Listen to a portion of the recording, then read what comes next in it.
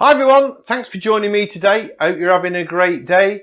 I've taken one of my digital paintings and reworked it in oils. This is the second one I've done. It's all about the flowers this week. So come along, join me and see how I went about producing this.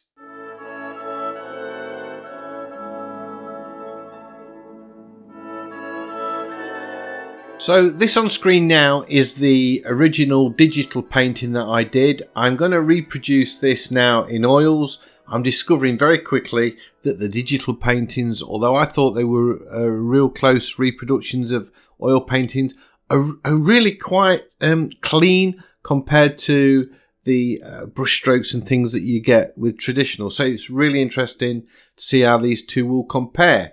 So I begin by mixing up a pale cream colour for the background. I've left the space for the vase and the flowers because I didn't want the background colour to mix in with the flowers. I wanted to keep them really fresh, and the same for the vase. So that's why I've not sort of covered the whole of the canvas with that background, and I used just a cheap decorator's brush that I just wash out with soap and water when I've finished. And they're really cheap. They're nylon, synthetic bristles, great for softening and blending and getting on those initial thick, thin washes, I should say, thin washes of colour. Or washes is a watercolour term, isn't it? Glazes, I should be saying glazes. Sorry, these thin glazes of colour initially, and then look, I'm using. This is a Winsor Newton paintbrush I picked up at the weekend. Can't spend enough money on this painting game, I have to say. It's costing me a fortune. So I'm getting some nice thick bold strokes on there. And my palette for this is quite limited. I'm not using a lot of colours. I've got no earth colours in here. I'm using titanium white for the whites and the highlights, for mixing highlights. Payne's grey to get in those nice dark tones, and then the colours I'm using: Indian yellow, cobalt blue, phthalo turquoise, and a really weird sounding red. It's called quinacridone magenta. I don't know if I pronounced that right. I kind of hope so. So it is a red, but it's a magenta red. It's quite a cool red, as opposed to really vibrant red. And I'm using that just to mix with the cobalt blue for the purple colours, for the purple flowers. I thought that got a really nice, vibrant colour. And you can see in the background, I've got this little colour chart I've made. I always think that when I'm using traditional material, I buy new colours, just make a little colour chart of it. So these four colours that I've talked about: the Indian yellow, cobalt blue, phthalo turquoise, and the quinacridone magenta, if I pronounce that right. You can see them on that colour chart on the top, and then I've mixed them together, and that gives me a real good idea. Pardon me. It gives me a real good idea of what colours to mix for the painting. So, for example, I knew once I'd mixed them together that the cobalt blue and the magenta made a really nice purple colour and a rose colour that I wanted for those dark flowers. I'm now going in with some white, just putting in the white flowers and letting the other colours on the canvas just mix in with it. I'm getting this really nice, soft, impressionist effect. It's exactly what I wanted. Looking at this now, and the particularly looking at the vase, I have to say that there was a point in this when the painting looks really fresh, and I could well have stopped at that point and been happy with the painting, the finished result, bordering on abstract to impressionism, vibrant colour, and really very fresh. I don't stop there, and I do this a lot with the digital painting, and I always kind of own up to it. I think at this point, well, not quite this point because I haven't quite finished the flowers yet, but it's getting close to the point where this could well be finished. I should definitely have left the vase alone at that point. And just sort of finish off the flowers around the edges. See a little bit of softening off there. Adding some more white. Working it in with a palette knife. I find the palette knife is a good way to get really clean colour on there without it sort of getting polluted with the other colours.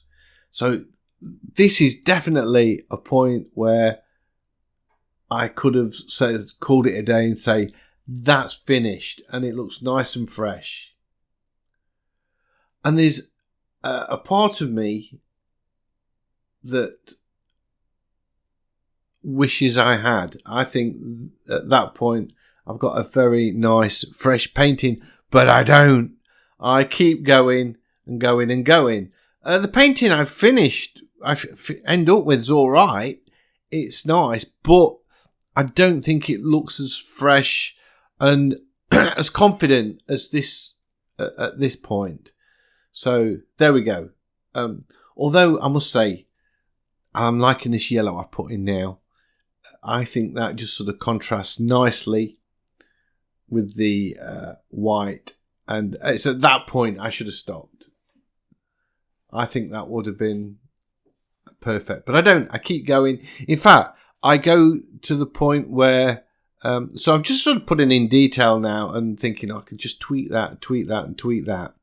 And I get to the point where I'm just sort of pushing colours around on the canvas, so I have to leave it for a day.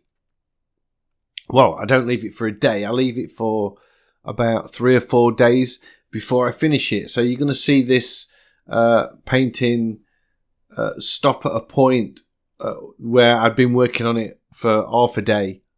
And then I come back to it like 4 days later. So it's still at an okay point, I think, now, where it could be okay. And then I think I'm starting to think, let's just sort of deepen up the background a slight bit. And then I get into the idea of softening off the edges of the flowers. And again, you know, I like that. That could well be finished and left it at that. And these bits are going in are all right too. But I just can't resist. I can't resist and keep going. I'm just sort of putting back in some of the highlights that I'd softened off when I was blending. I used that decorator's brush again to blend out the colours. And I was sort of putting in a few of the purples, not many. So I'm adding a few more white highlights, putting in a few petals here and there, sort of looking at the picture as a whole, not concentrating on one area at all. Adding a few more petals there, look, a few highlights, stroke of colour. So I'm looking at the reference all the time while I'm doing this and just sort of thinking, yeah, it needs a little bit there. And then sort of just looking at the painting and deciding where I think it needs just one more brush stroke just to bring a little bit of detail out of this fuzziness that I've added by blending it all off. If you look at the right hand side of the vase and look at the background, you'll see it's blended and it looks a little bit muddy, to be honest. So I felt that at that point I needed to think about just going over the background a little bit. So that was one of the reasons why I decided to let it dry and come back to it another day. I'm still tweaking it, still just putting in them final little brush strokes, adding bits of detail, just putting a bit of a shadow under that vase there. I felt it needed that a little bit. Bit of a highlight on the rim. Just redefining it a little bit. And also the vase is looking a bit more like a pint glass than a vase at the minute. It's sort of hasn't got any shape. So I'm certainly going to have to sort that out. shortly, because again, I don't do it at this sitting. I do it at the second time I look at it, because when you get a couple of days to look at something, it was sort of sat in the studio, and every time I come through the door I can see it, you start spotting things that aren't right. And one of the things that I noticed at that point was this vase it hasn't got enough sort of curve on it. It's way too straight at the sides. Just sort of putting a break in the vase there with a leaf that's sort of overlapping it, trying to get a bit of highlight on the right hand side.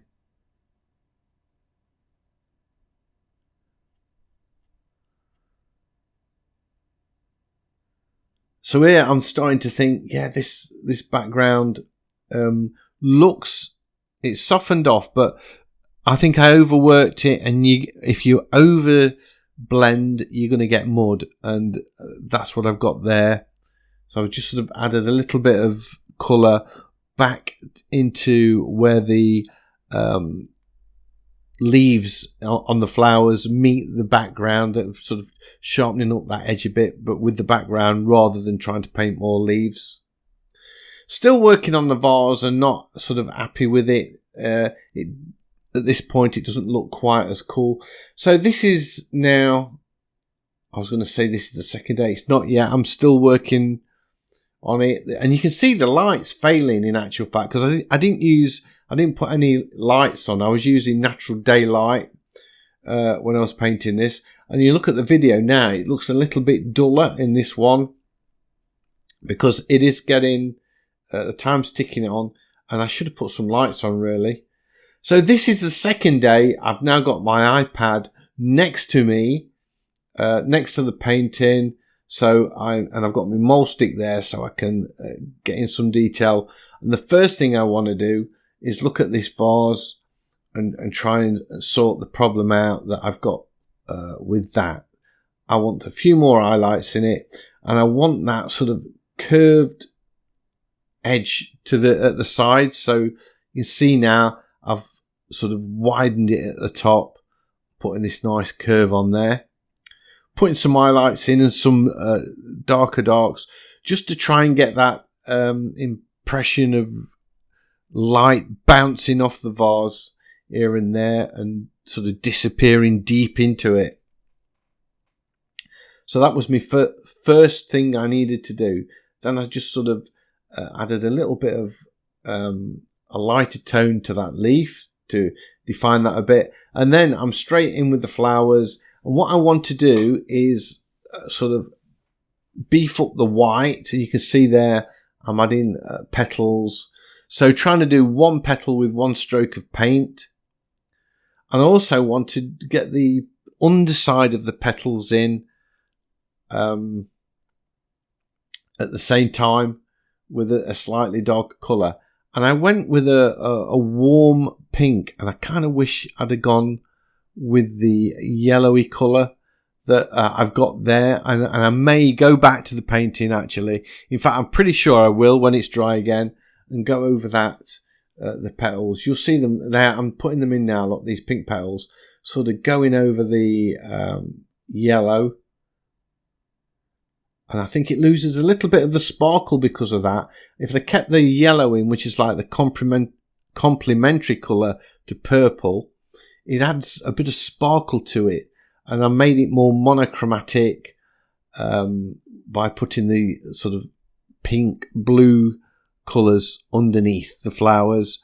And it just doesn't work quite as nice as the yellow. So I am going to go back and do that at some point, I think. That doesn't sound very convincing, does it? I think. No, I am. I'm definitely going to do it. So I got the flowers in, and then I think, right, okay, now let's put some real chunky purple colours in there as well. I don't want to sort of go crazy and put big blobs of purple. I just want sort of gentle strokes of sort of shadow and to just give the contour to these purple flowers. And then I'm starting to think about this background, which looked a bit muddy. And I go off on one really, and I having a bit of fun, mixing up these colours on the palette as I'm going. Then I add a little bit of yellow in it and a bit of the magenta. Just sort of put a little bit of interest into this background.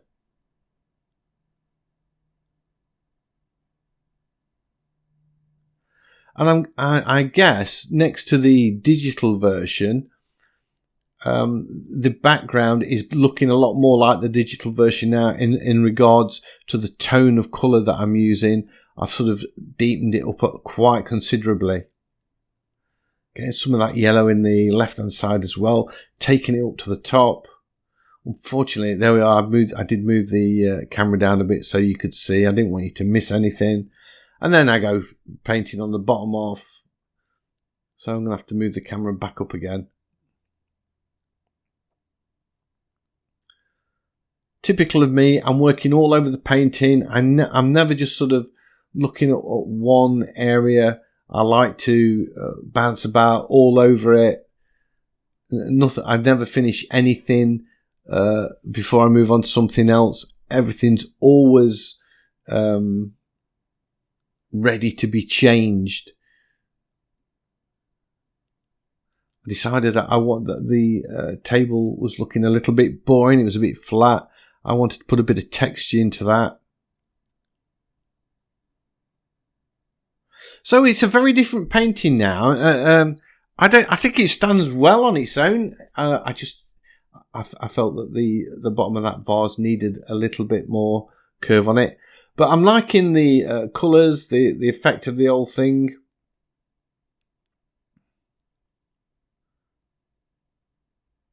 It's working quite well for me. But it's just a very different painting than it was the